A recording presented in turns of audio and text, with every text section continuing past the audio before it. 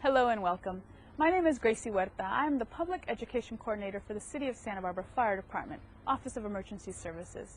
Getting the important message out about disaster preparedness to as many Santa Barbara residents as possible is one of the top priorities for the City Fire Department. You are tuning in to the first episode of the 4-show series about disaster preparedness. We want you to get ready, Santa Barbara. So we hope you're able to join us in the weeks to come to learn about some of the things that you can do to keep your family safe in the event of a disaster. These shows will leave you more prepared if you're faced with an emergency.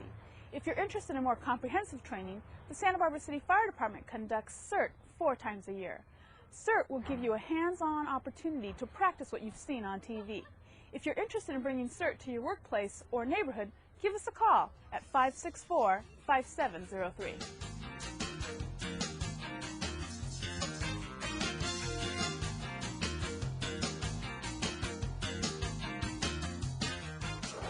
Dominique Blocker, a resident of Santa Barbara, will be working with our city firefighters throughout this series, helping us learn to apply these lessons to our everyday lives. You can feel there's some heat coming off of this. In this episode, we will be talking about the proper use of fire extinguishers. Fire extinguishers are important tools in keeping small fires small. We'll also be talking about times when you might need to shut off your utilities and learn how to do it safely. If you spill that grease either on yourself, Our instructor for this show will be Captain Steve Berman. Throughout his career with the Santa Barbara City Fire Department, he has seen many fires that could have been prevented or kept small with a few basic steps. Let's find out how we can get ready, Santa Barbara. Hello, my name is Steve Berman. I'm a captain with the Santa Barbara City Fire Department. I've been with the city for a little over 22 years, and I'm currently assigned to Station 1 downtown as an engine company captain. Today I'd like to talk to you about the safety and importance of having a fire extinguisher in the home in the event of a home fire. In addition to having fire extinguishers in the home, we want to emphasize the importance of having a smoke detector that currently operates and understanding how and when to use the 911 emergency system. Today, joining me, I have Dominique, and she's going to be learning how to use a fire extinguisher. Welcome. Hi, thank you so much. I've never used a fire extinguisher, so you're going to have to help me a lot. But so what is it that we have out here? Great. Well, basically, before we even talk about the fire extinguishers, you need to understand there are 3 types of fires that we classify them as. And a Class A fire is a fire that involves what we call ordinary combustibles, and that would be paper or wood products, for example. Okay. And to combat a fire like that, we have what we call a water extinguisher. This is a 2.5-gallon pressurized water extinguisher that has limited use, and you normally don't see these in use in the home. We do carry them on the engine companies. They're quite handy when we need them for small fires. So that's an extinguisher that you don't see too often, but they are out in the public still. Okay, so this is going to work on things like wood and paper, is what Exactly, you're saying. and that's okay. it. And that's it. Okay, so what's this one then? The next type of extinguisher is a CO2 extinguisher. So this just takes compressed gas, carbon dioxide, and very cold when it is used. But this is only good on what we call a B or a C fire. Okay, and what is a B or a C fire then? A B fire is a flammable liquid fire, which can include grease, oils, and gasoline, for example. And then a C fire is an electrical fire. Now, if you're not sure how to use an extinguisher or what type of fire it can be used on, every fire extinguisher has on the label what its uses are. There are little picture diagrams on there what it can be used for. Okay. So this tells you right away that you can use it for liquids or grease and electrical. Okay. Once again, not a very common fire extinguisher. We do carry them on the engine companies, though. Okay, so now moving on, what's this one then? Is this different? This is different. This is a fire extinguisher that's available, local hardware stores, for example, that, looking at the package, once again, is only good for a B or C fire. Okay. So it has limited applications. Okay, so this one's going to work on the same things that this one works Exactly, on. exactly. Okay, so is there something, though, that you recommend that we have in our homes? Well, absolutely. We found through studies that most fires start either in the garage or in the kitchen. So keeping that in mind, and depending on the distance between your garage and kitchen, you may need 1, possibly 2 fire extinguishers. And that's what I'd like to primarily discuss today, are the different types of extinguishers that we recommend in the home. Okay, so that's these over here. Correct. Okay. Correct. So, do you remember the 3 types of fires? A, B, and C. A is wood and paper. Right. B is either electrical or no chemical. Gas? Look on the picture. Oh, good idea. Okay. Oh, liquids and grease. There you go. And then C is electrical. That's it. So these are going to work on all 3. That's it. Okay. So these extinguishers can be used for any type of fire that you would encounter in the home. Okay. Okay. So that's why you recommend we have these in Right. our houses. Exactly. So I'll start with this little fire extinguisher. This is probably one of the newest fire extinguishers to hit the market. It uses a little bit different material than what's in these type of extinguishers, but it can be used for all 3 types of fires. As you can see from the size of the can, it's much smaller, very easy to store, and it actually lasts longer. The propellant in this lasts longer than what comes out of these extinguishers. Wow. So, would this be good for like the kitchen then, since you can exactly, have it right there in your exactly. cupboard? Okay. Now, before we get too far into how to use the extinguishers, Okay. we need to review when to use the extinguisher and the other procedures that need to happen. So if you were to, let's say, have a fire in the kitchen, you were cooking, and you realize that you've got the fire, little test for you. What is it the fire needs to burn? Fuel. Fuel. Oxygen. There you go. I know that. And heat. There you go. Spark or All right, something. so basic fire has 3 sides. Okay. If we can take one of those sides of the fire out, we're hopefully going to eliminate the fire. And normally it does, and that's what happens. So and that's with how these extinguishers operate. So if you were cooking and you had a grease fire, what's the first thing you would do? I thought about this.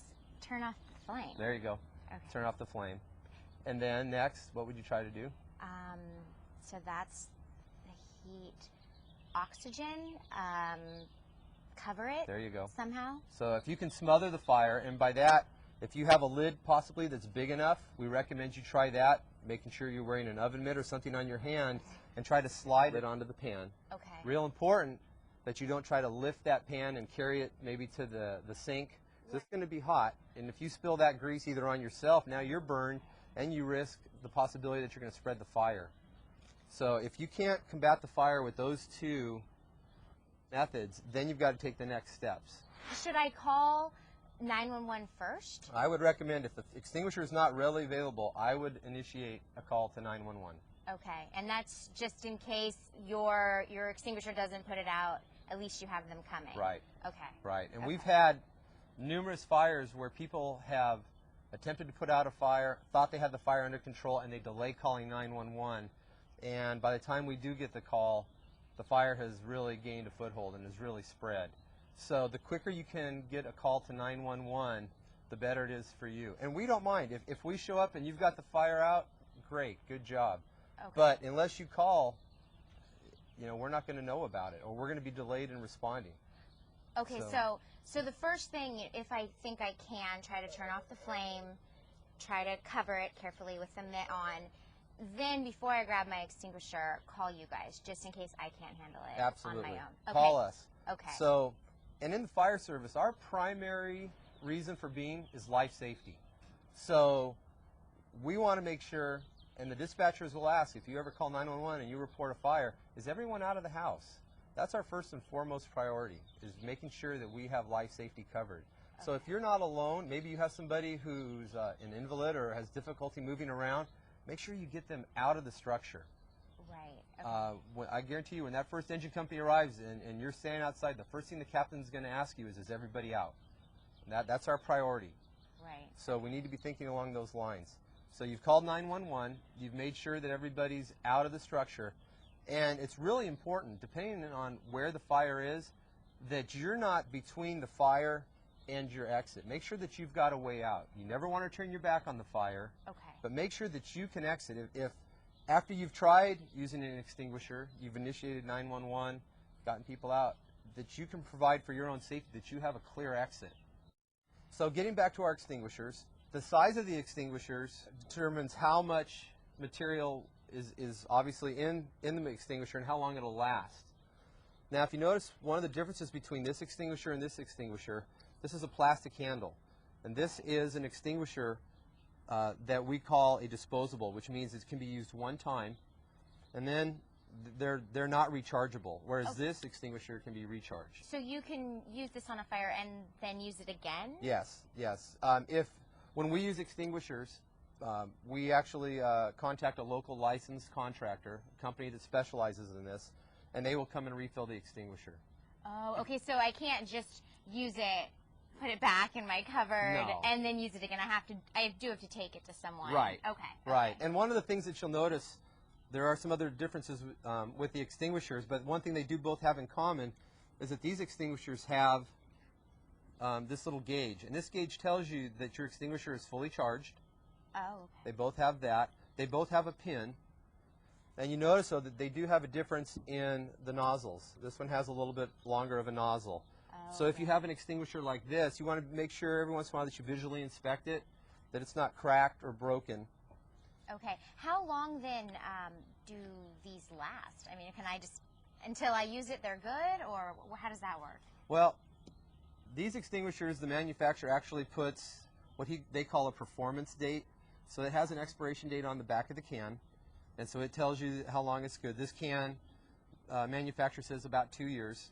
Okay. From the date of, obviously from the date of manufacture. So it depends on how long it's been sitting on the shelf. So maybe something you want to look at if you decide to buy this type of an extinguisher is how long it's been sitting on the shelf. Oh, that's a good point. Now this extinguisher we recommend for 5 years for home use. And basically what you have in these type of extinguishers, this is what we call a dry chemical, is that there is a powder and there's a propellant. So there's some sort of a gas. So when you depress the handle, those two combine, and that's what expels the propellant out in the material. So that's what makes it shoot out onto the fire. Exactly. Okay. And if you look once again, ABC. Right. And the manufacturers have gone so far as to even give you directions on how to use the extinguisher. So it's very, very simple. Now I'm going to show you how to use it. All right. I'll do my best. Okay. One thing to always remember for using an extinguisher outside is any wind direction. We're getting a little bit of wind now, so you want to make sure you've got the wind at your back. Okay. Because this is a powder. I'm not going to deny it. It can be a little bit messy, but it does a great job when it's needed. But always the wind at your back. But if this did get on me, would it hurt me and my skin? It wouldn't hurt you at all. Okay. You know, we've breathed it in, and you can feel it. It tastes a little different, but it's not dangerous in the amounts you'll be getting it. Okay, just making sure. We'd rather get the fire out. All right, Dominique, it's time for you to put out a little fire. All right, I've got my ABC extinguisher, and now this is the right size that I'm going to need? This is the size that we really recommend. This is a 2A 10BC, and I'll tell you one place that you're going to find these that's very common is apartment buildings. This is the minimum size that we require for residents to live in an apartment complex. So it's really incumbent upon the apartment dweller to know where the extinguishers are located. If you live in a 2-story building, for example, you're required to have one on the first floor and second floor. Every floor of an apartment complex must have a fire extinguisher. Okay, so this is exactly what I need. This is what I've already done. I've already called 911. Good. I've already made sure everyone's out. I've made sure I have my escape route.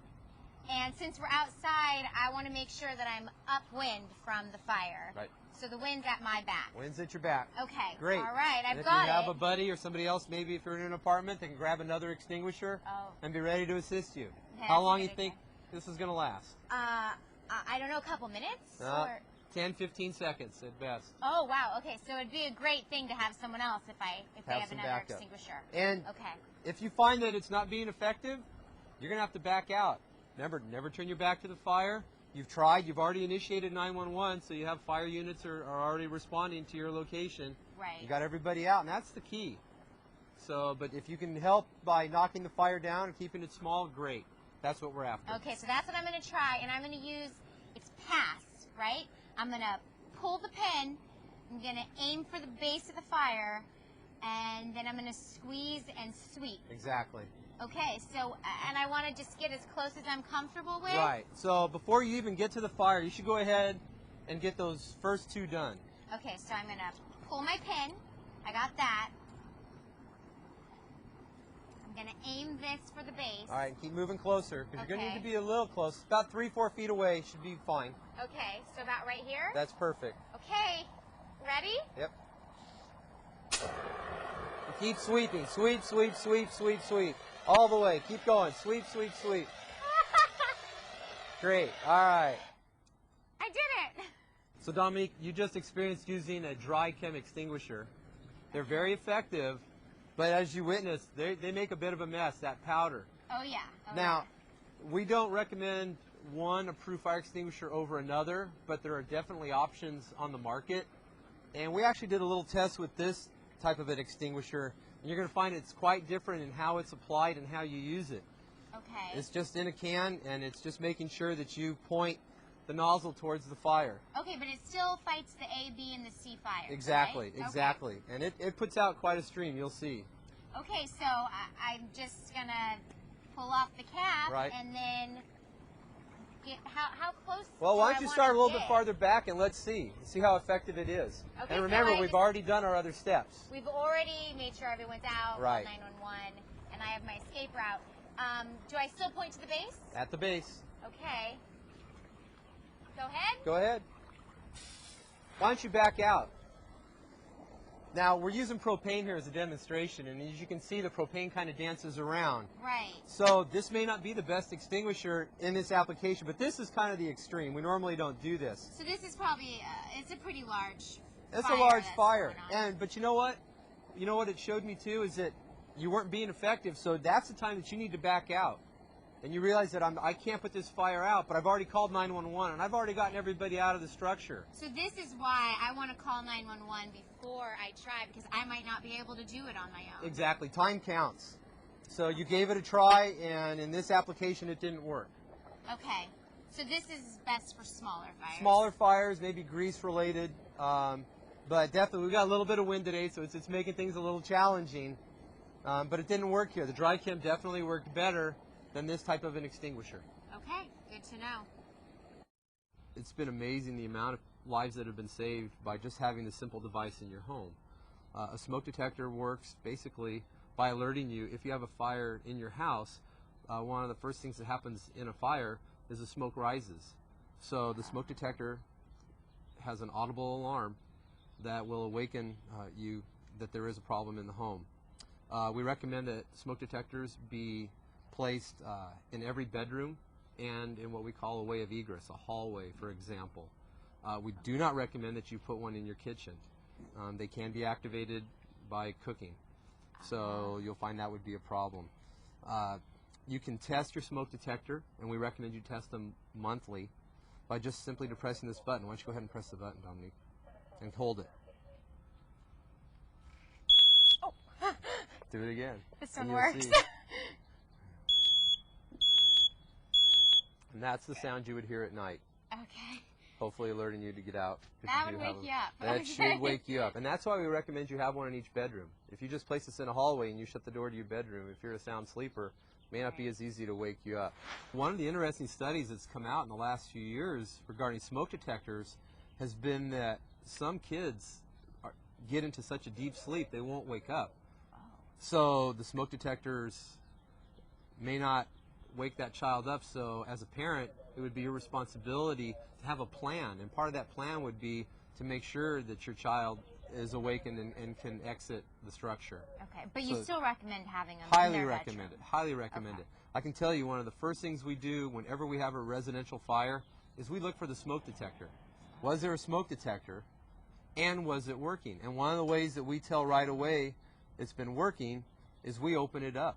And let me show you what the inside looks like. Okay. So the internal components of the smoke detector are very simple.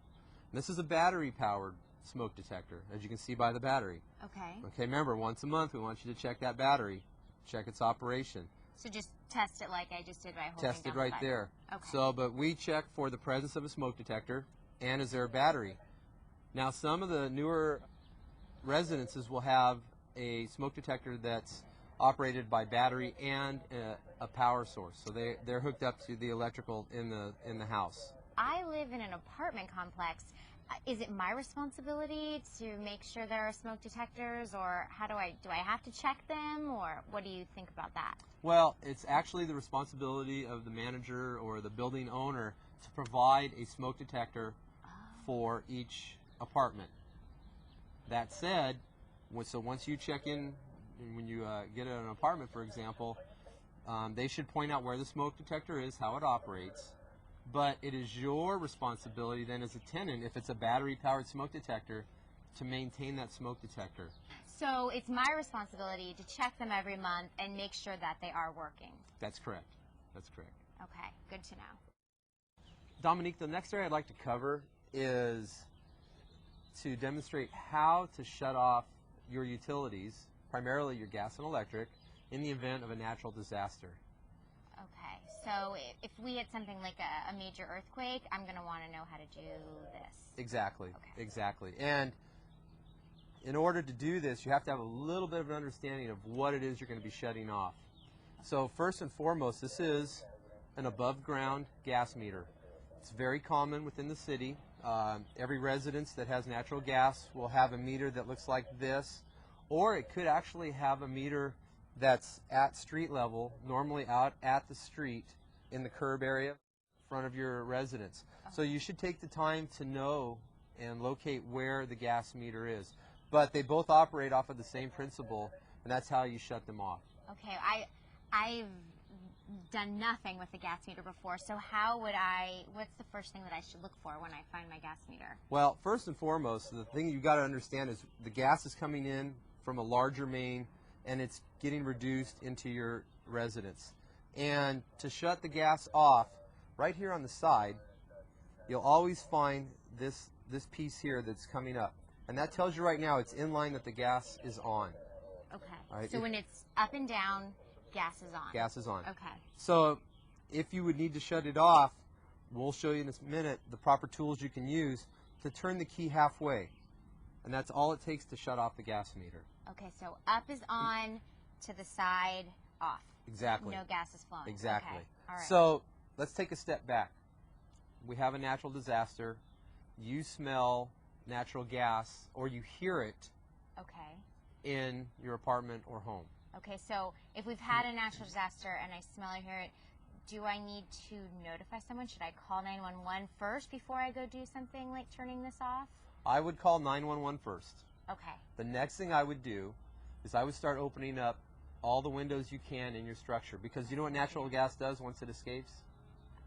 I have no idea. Rise or sink? Rises. It rises. Okay. It rises. And so natural gas, in order to ignite a fire, has to find what we call a range. If it's too rich or if it's too lean, it won't ignite. But if it finds that perfect balance, that's when, of an ignition source, that's when we have a problem. Okay. So opening the windows is going to help let that release exactly. and not pull exactly. together. Okay. So call 911, open the doors and windows, and we want you out of that structure. Okay, that makes sense. And once again, if you have anybody else that might need help getting out, make sure you get them out as well. Okay, so now I've done all these things. I want to try to turn off my natural gas. What do I do then? Okay. Well, hopefully you've done a little bit of preparation, and you've either purchased some shut-off devices that are very inexpensive, and you can actually attach them to the gas meter, or even some simple tools such as a crescent wrench. Okay. Or a pair of channel locks I will have work. these at home, so Great. I could use Great. those. Okay. But just make sure that you know where they're located, because the time to know how and where to turn it off isn't when the disaster's occurred. So a little preparation on your part. Do you think it would be a good idea to store one of the tools by my gas meter then? It would be a great idea. And we recommend a key such as this, because if I'm using a crescent wrench, and with our weather especially, the salt air, you could have a chance where this is going to freeze up.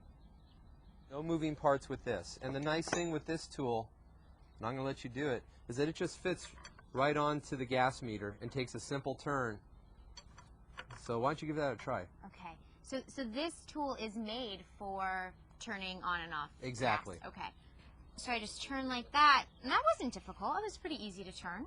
Well, understand that we use this a lot for demonstrations, so this valve is getting worked on a constant basis. Now, if you're in a residence and you've been there a long time and never have had to shut the gas off, you may find it's a little more difficult. So, but don't give up. You'll be able to turn it. It just might be a little harder than what you've demonstrated. So just make sure I get it that halfway, and then it's off. That's correct. Okay, so now it's off. And that's off. Okay. So. And this is where it started. And that's where it starts. Now, the one thing we want to caution is once you shut the gas off, it now becomes the responsibility of the gas company to turn the gas on.